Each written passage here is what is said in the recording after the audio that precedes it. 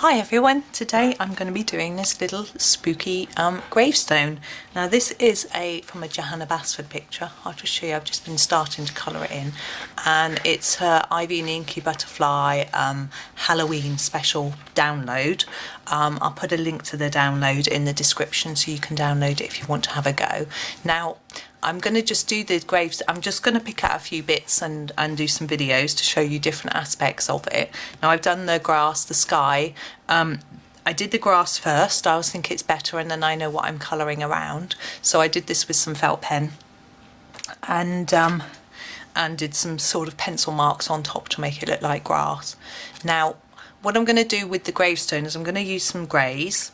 Now I'm going to use my Polychromos pencil. It's quite hard to see with my lamp on. This is warm grey 2 I'm going to start with, a pale colour.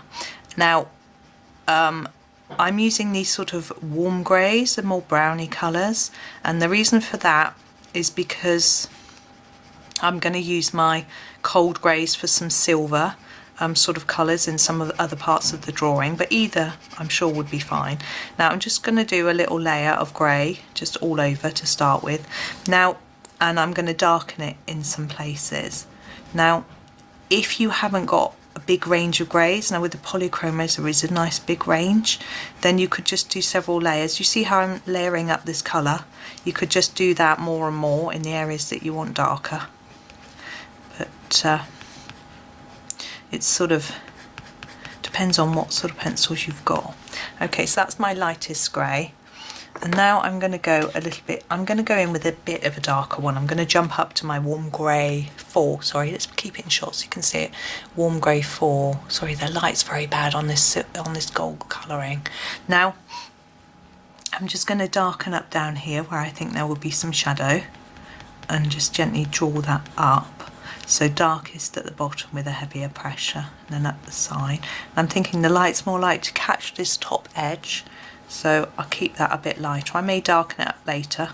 What I do is I tend to add little layers and see how it looks, and I'm going to darken up the edges of this a little bit. And maybe the bottom, I think it might be darker near the bottom, where the grass is sort of shadowing it. So I'm just scumbling away here. Now how it sort of applies to the paper will depend on the paper you print off on. You can use any sort of paper. I use Bristol board. It's a bit thicker, it can coat with more layers of paper, but what I have discovered is it does not like felt tip pen. This is felt tip pen or marker pen. It's just a water-based pen, and I've done a couple of layers for the sky. I'm going to work on it more, and I will show you in a video. I plan to show you the sky, that's if it works. On my second layer of pen it was actually taking the surface of the paper off, so I was getting little bits of paper, which wasn't ideal. So when I did this black border I used a Posca paint pen, which tends to be kinder to paper. But it will depend on the paper you use. Right, I'm happy with this. We're going to work on this skull and crossbones a bit more. Now I'm going to start with quite a dark colour. Going to go in with the warm grey 6, so we're jumping up again, and I'm going to go where Johanna's drawn. I'm going to go over her line and just extend it in a little bit,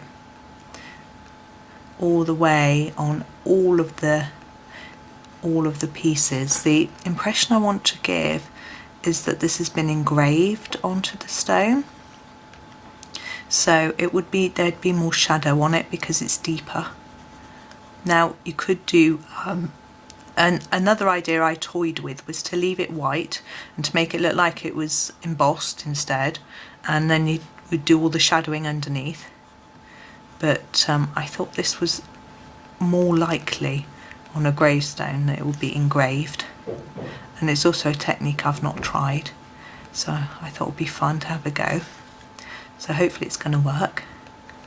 So this is, at the moment I'm thinking this will be my darkest colour on this one, and then I'm going to take a slightly lighter one. I'm going to go down to the cold grey 5 and but with gentle pressure fill in the gap here, and then see how that looks. And I'm going to actually colour over the eyes because it won't show very much, and it will dull down that black a little bit because we want black to be darkest around here. So there's that, and what I'm going to do is actually I'm going to get the black and darken up those edges a little bit more. The black is number 199, he's getting very short. I do have a replacement one, thankfully.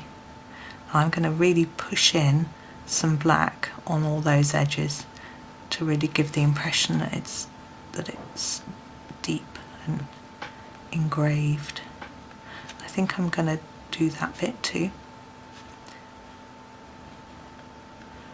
I'm not going as far out with the black as I did with the other colour.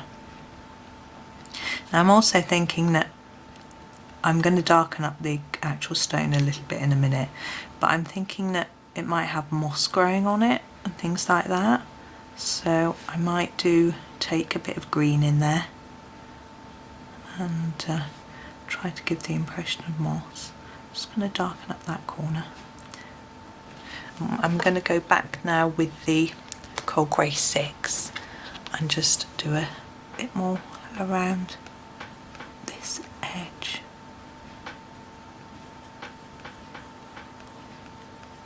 And then just gently fade that in. I think this edge is too harsh. Seems to work on the little bones, but not so much on this one. There we go. Now I'm gonna, as I say, I'm gonna have a go at some green. Now in the polychromos, I rather like this Chromium green Opaque. I think it looks quite moss-like. So I'm just gonna do a few little patches near the bottom and then just see how it looks. It might just make, I don't know if it shows up very well. It does a little bit, but I think it might grow nearer the bottom. I don't know why. That's what I think. A bit down here. Now I'm just going to darken up the Gravestone a bit as well now, so, but not with a very dark pencil. So this is the Warm Grey 4. I'm struggling with my Roman numerals today. And just around the edges, I feel I didn't want to make it too dark near the centre because I want that to sort of stand out a little bit. So if it's got more of a light outside, that helps. Now with this, I tend to use a scumbling motion because with stone it's not stripy, but it will have different bits, blotches of different colour. So I'm thinking where Johanna's drawn some dots, maybe make it a little bit darker there and there, but try and blend it through. And there we go, there's our Gravestone. You could do it a little bit darker, but the only other thing is to think about shadowing underneath it. Now there's nothing behind it, and I'm thinking because the grass is growing in front of it, it probably wouldn't shadow, so I'm just going to leave that one as it is, but that's something that you might want to change depending on how you do your background for that one. So there we go, I hope you enjoyed watching and happy colouring.